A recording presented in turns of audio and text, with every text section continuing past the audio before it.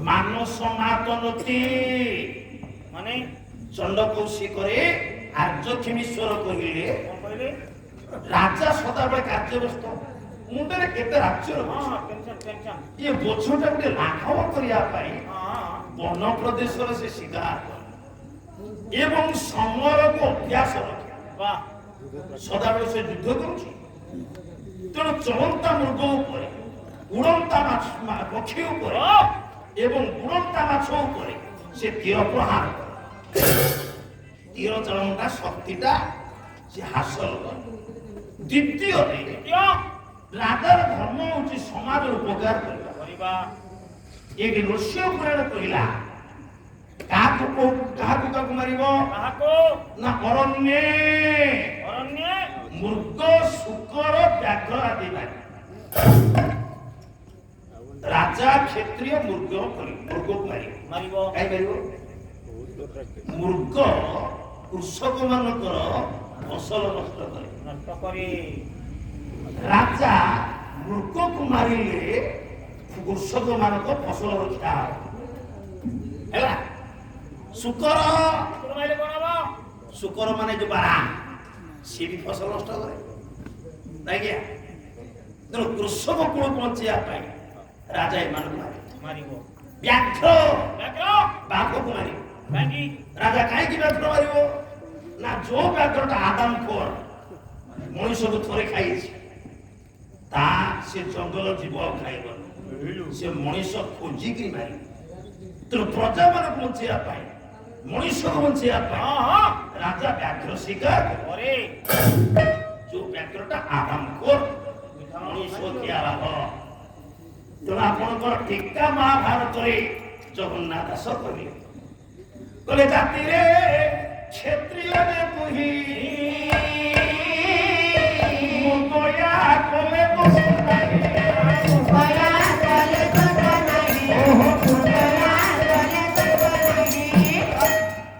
ଜାତିରେ କ୍ଷତ୍ରିୟ ଯେ ତୁହି ମୃଗୟା କଲେ ଦୋଷ ନାହିଁ ଆଚ୍ଛା ଏମିତି ଯଦି ଆପଣ ରାମଚରିତ ମାନସ ଦେଖିବେ ରାମ ବି ମୃଗୟା କରିଛନ୍ତି ଆଜ୍ଞା କୃଷ୍ଣ କିନ୍ତୁ ମୃଗୟା କରିନା କୃଷ୍ଣ ଗୋପାଳ ପରେ ବଢିଲେ ରାମ କ୍ଷତ୍ରିୟ ଅନୁଜ ସଖା ସଙ୍ଗ ପ୍ରଭୁଲେ ସଙ୍ଗ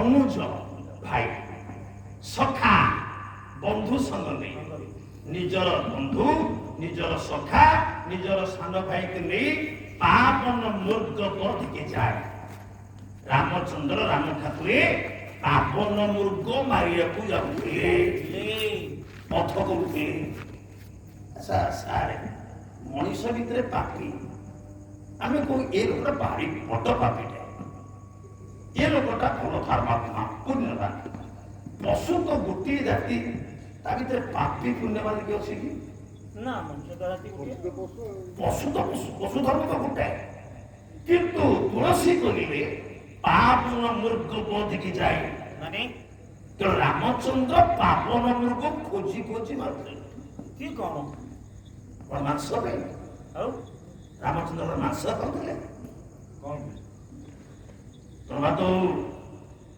ତମେ ଯେମିତି ପ୍ରଶ୍ନ ପଚାରିଲ ମୁଁ ତମରି ପ୍ରଶ୍ନକୁ ତମ ଉପରେ ଥଉଛି ଇଏ ପାପନ ମୃଗ କଣ What is Papa? তুমি ইংলিশ মিডিয়াম ছিল রামচন্দ্র পাপর পূর্ব কোন ভাই কালি উত্তর দেব আমি ছাড়িবনি আমি ଥିବୁ ଆଉ যেমনি মতে ধরিকি পচারুছ তাକୁ ধরিকি আমি ଥିବୁ ଖାଲି ଯଦି ନ କହିପାରିବେ ମୋର ଶେଷ ଥାକ ଅଛି ମୋ ପ୍ରଶ୍ନ ବି ମନେ ରଖିବି କାରଣ ମୁଁ ନ ଜାଣିକି ପଚାରୁଥିଲି ନାହିଁ ମୁଁ ଜାଣିଛି ଆପଣ ମତେ ପଚାରିବେ ମୁଁ ଉତ୍ତର ଦେବି ঠিক କିନ୍ତୁ ସିଏ ତାଙ୍କୁ ପଚାର ଉତ୍ତର ଦେଇପାରୁଛନ୍ତି କି ନାହିଁ ପଚାରିବ ନା ହଁ ପଚାରିବ ଏସବୁ ଗୋଟେ ଗୋଟେ ଚାବି ଆଜ୍ଞା ବାପାର ମୁଁ ଯୋଉ ପ୍ରଶ୍ନ ପଚାରିବି ମୁଁ ଚ୍ୟାଲେଞ୍ଜ ଦେଇ କହୁଛି ମୁଁ ପ୍ରଶ୍ନ ପଚାରିଲେ ଓଡ଼ିଶାର କୌଣସି ଗାୟକ ନା ଉତ୍ତର ଦେବି That is correct.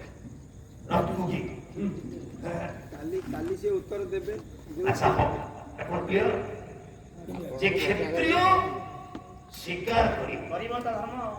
ଭୀଷ୍ମ କୋଉଠି ମୃଗୟା କୋଉଠି କରିନା ମହାଭାରତରେ ଦେଖିବି କୋଉଠି ମୃଗୟା କରିବାକୁ ସ୍ୱୀକାର করে ଭୀଷ୍ମ ଯାଇନା China.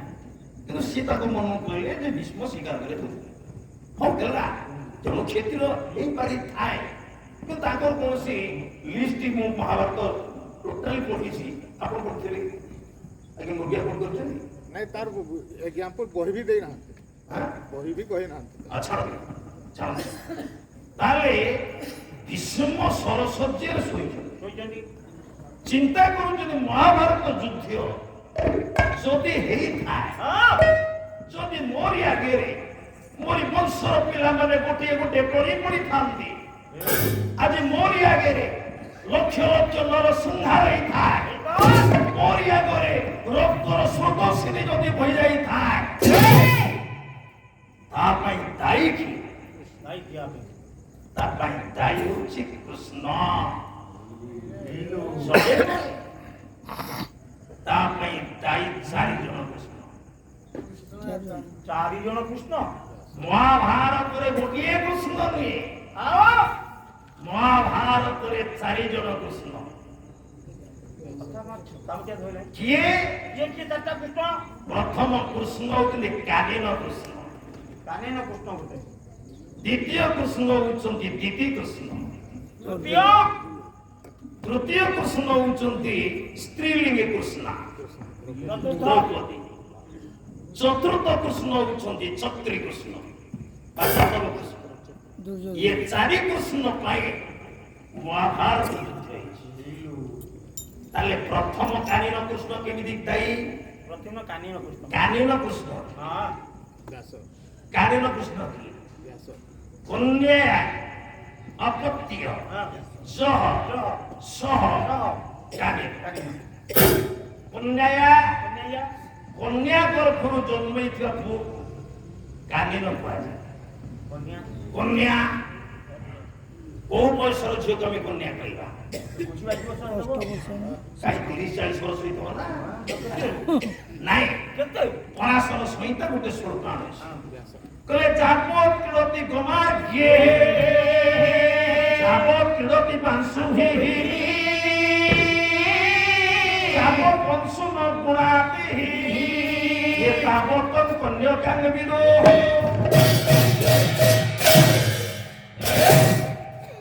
ଶରତ ଆରେ ଯେ ପର୍ଯ୍ୟନ୍ତ ମା ମାନେ ଲକ୍ଷ୍ୟ କର କନ୍ୟା କୋଉ ବର୍ଷରେ ଝିଅ କାହାକୁ କହିବା କନ୍ୟା ଯେ ପର୍ଯ୍ୟନ୍ତ ଗୋଟିଏ ଝିଅ ପ୍ରିୟ ଦାଣ୍ଡରେ ଧୂଳି ଖେଳ ଖେଳୁଥିବ ଆଚ୍ଛା ଏବଂ ଯାବତ ଅଂଶ ନ କୁହାନ୍ତି କଣ ଅଂଶ ପେଟ ସାର୍ଟ କପଡ଼ା ଯେ ପର୍ଯ୍ୟନ୍ତ ଗୋଟିଏ ଝିଅ କୌଣସି ଲୁଗାପଟା ପିନ୍ଧିବା ପାଇଁ ପେଣ୍ଟ ସାର୍ଟ ପିନ୍ଧିବା ପାଇଁ ଆବଶ୍ୟକ ମନେ କରୁନଥିବ ମନେ କରୁନଥିବ ଯେ ପର୍ଯ୍ୟନ୍ତ ଗୋଟିଏ ଝିଅ ହଁ ନାରୀ ପୁରୁଷର ସମ୍ପର୍କ ଜାଣିନଥିବ ସେ ଜାଣିନଥିବ ସେଇ ବର୍ଷର ଅନୁରା କନ୍ୟା ରଜ ଦର୍ଶନ ବି କରୁନଥିବ ବା ସେଇ କନ୍ୟା ଗର୍ଭରୁ ଜନ୍ମ ନେଇଥିବା ପୁଅ କୁହାଯାଏ କାନୀନ କାନେନ ମହାଭାରତରେ ଏମିତି ଯୋଡ଼ିଏ ପୁଅ କିଏ କିଏ ଜଣେ ହେଲେ କର୍ଣ୍ଣ ଆଉ ଜଣେ କର୍ଣ୍ଣ ହଁ କାହିଁକି ଭାଗବତ କହିଛି କହିଲେ କାନୀନ ପୁତ୍ର ହେତୁ କର୍ଣ୍ଣ ପଳାଇ ପରାଶୁର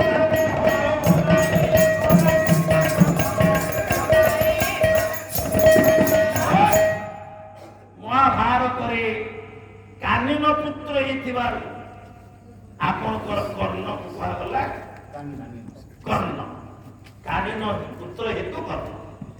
କିନ୍ତୁ ଓଡ଼ିଆ ମହାଭାରତରେ କୁହାଗଲା କର୍ଣ୍ଣ ବିଳ ଦେଇ ପୁତ୍ର ହୋଇଲା ଜନ।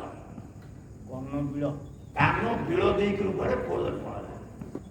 କାନ ବିଳରେ ଗୋଟେ ପୁଅ ଜନ୍ମ ହବ? ଆଜ୍ଞା ମୁଁ କହୁଛି ଆପଣଙ୍କ ସୂତ୍ର ମୁଁ ସ୍ୱାଦ ସମତରେ କାନରୁ ବହି ବାହାରୁନି, ଗୋଟେ ପୁଅ ଭାଇ? ସୂର୍ଯ୍ୟକୁ କହିଛି ମୁଁ ଅକ୍ଷତ ଯୋଗୀ ହେଇକି ରହିବି, ମୁଁ ଯେମିତି ମୋ କୁମାରିତ୍ୱ ନଷ୍ଟ ନ ହବ। ସୂର୍ଯ୍ୟ କହିଲେ ତମେ କାନ ବିଳ ଦେଇକରି ପୁଅଟେ ଜନ୍ମ କରିବ, କିନ୍ତୁ ଏଇଟା ଅବାସ୍ତବ। ଆଜ୍ଞା ହଉ ହେଲା, ଯଦି ସେ କାନ ବାଟି ପୁଅଟା ଜନ୍ମ ହେଲା, ଧରନ୍ତୁ ମୋ ସାର୍ ମାନେ ଏମିତି ବିଚାର ଦଉଛି ଆପଣ ପାଲା ଭାଙ୍ଗିଯିବ, ଆପଣ ରାସ୍ତାରେ ଯାଉଥିବେ, ଏକାନ୍ତ ରାସ୍ତାରେ ଦେଖିବେ ଗୋଟେ ଛୁଆଟିକି ପକେଇକିରି ଯାଇଛି, ଆପଣ ତ ଛାଡ଼ି ଦେଇଯିବେ, ଗୋଡ଼କୁ ନେବେ, ନେଇ ସାରିଲା ପରେ ଆପଣ କହିପାରିବେ ଯେ କି ଏ ପିଲାଟା ବିବାହିତ ନାରୀଠାରୁ ଜନ୍ମ କି ଅବିବାହିତ ଝିଅଠାରୁ ଜନ୍ମ, କହିପାରିବେ? ହବନି। ଆପଣ କହିପାରିବେ ବ୍ରାହ୍ମଣ ଛୁଆ କି ହରିଜନ ଛୁଆ କି ମୁସଲିମ ଛୁଆ କି ହିନ୍ଦୁ ଛୁଆ, ଆପଣ କହିପାରିବେ? କହିପାରିବେ? ଯିଏ ପାଇଲା ସିଏ କେମିତି ଜାଣିଲେ ଯେ କାନ ବାଟେ ଜନ୍ମ କଲେ କଣ କୋଉ ବାଟେ ଜନ୍ମ ହେଲା? ସିଏ କେମିତି ଜାଣିଲା ଯେ କୁମାରୀ ଝିଅଟାରୁ ଜନ୍ମ ହେଲା? ତାହେଲେ ପାଇଲେ କିଏ? କିଏ ପାଇନି? ଆପଣଙ୍କ ସୁତ ପୁତ୍ର ଅଧିରଥ ଏବଂ ତା ସ୍ତ୍ରୀ ରାଧା। ଏବଂ ଅଧିରଥ ସେ ପିଲାର ନାମ ଦେଇଥିଲା ବସୁସେନ। ତାହେଲେ କର୍ଣ୍ଣ କାହିଁକି ହେଲା?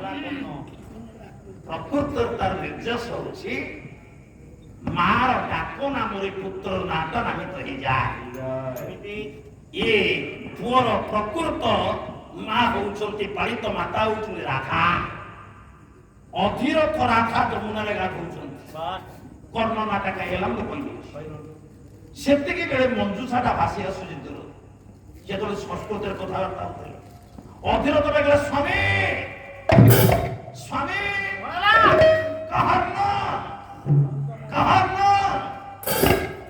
କହ ମାନେ କଣ? କର୍ଣ୍ଣ ମାନେ ଜଳ। ଏ ଜଳରେ ଭାସି ଆସୁଥିବା ଜିନିଷଟା କଣ? ରାଧା ପ୍ରଥମେ କହିଲେ, ଦୃଷ୍ଟି ପଡ଼ିଲା ଅଧିରଥ, ସେ ପହଁରି ପହଁରି ଗଲେ କାଠ ମଜୁସାଟାକୁ ଆସ୍ତେ ଆସ୍ତେ କୂଳକୁ ନେଇକି ଆସିଲେ। ଯେତେ ଉପର କଡ଼ଟା ଖୋଲି ଦିଅନ୍ତି କାଳେ ଏ ପିଲାର ମୁଣ୍ଡଟା ପାଣିରେ ବୁଡ଼ିଯିବ, କୁନ୍ତି ମୁହ ସମ୍ଭାଳି ପାରିନାହାନ୍ତି, ତା ପେଟ ତଳେ ଗୋଟେ କାଠଟାଏ ଦେଇ ଦେଇଛନ୍ତି, ମୁଣ୍ଡଟା ଅଛି ଉପର। ଇଏ ମଞ୍ଜୁସା ଫାଟ ଦେଇ ପାଣି ପଶୁଥିଲେ ମଧ୍ୟ ଗୋଡ଼ଟା ଭିଜିଯାଉଛି, କିନ୍ତୁ ମୁଣ୍ଡଟା ପଡୁନି। ରାଧା ଆଶ୍ଚର୍ଯ୍ୟ ହେଇଗଲେ, ପୁଣି ଡାକିଲେ ସ୍ୱାମୀ ସ୍ୱାମୀ କର୍ଣ୍ଣ। କର୍ଣ୍ଣ ମାନେ ଜଳ, କ ମାନେ ମସ୍ତକଟା। ଯେ ପାଣି ଉପରେ ମୁଣ୍ଡଟା ଥିବାରୁ ପିଲାଟା ବଞ୍ଚିଗଲା, ନେବେ ମରିଯାଇଥାନ୍ତା। ରାଧା ପାଟିରୁ ଦିଥର ବାହାରି ଆସିଲା, ଇଏ କର୍ଣ୍ଣ କର୍ଣ୍ଣ କର୍ଣ୍ଣ କହୁଛ ପରା କର୍ଣ୍ଣ ନାମ ତ ଏଇ ହେଲା।